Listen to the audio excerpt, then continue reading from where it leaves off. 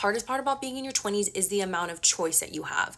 Before, you were in grade school, you were in high school, you were in college, and you had to hit certain milestones. Everyone was kind of tracking on the same path. Then you get into your 20s, you graduate, whatever it might be. People are doing all different kinds of things, buying houses, getting married, having kids, not having a job, traveling the world, whatever it might be. And it is extremely hard to sometimes build up confidence when you're constantly in a state of comparison. Now, what I've done and recommend, and this is not something that I think is a long-term sustainable option, but going through a period where you're a little bit more introspective, you block out any sort of unnecessary comparison and you do the work. Now, that work often involves putting up boundaries so that you don't find yourself unnecessarily comparing, i.e., if you're on social media, I believe in the unfollow button. I believe in the mute button. I believe in not ingesting data and information that you don't need to know, that it's not really adding to your life about other people.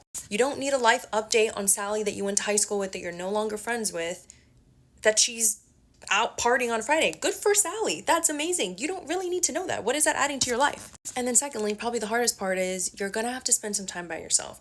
You're going to have to figure out what kind of person you want to be based on the kind of values that you have.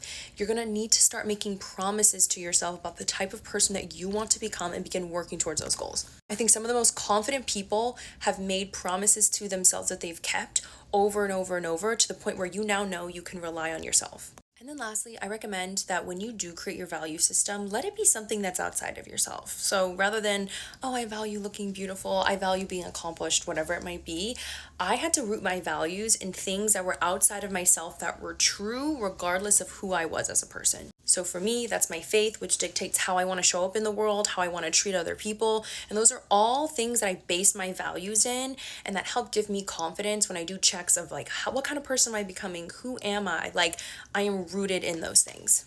The 20s are freaking hard, but I promise you, if you're able to do a little bit of work, it can set an incredible foundation for the rest of your life. Coming from someone who is now 27 and went through some rough days in the early 20s. So best of luck.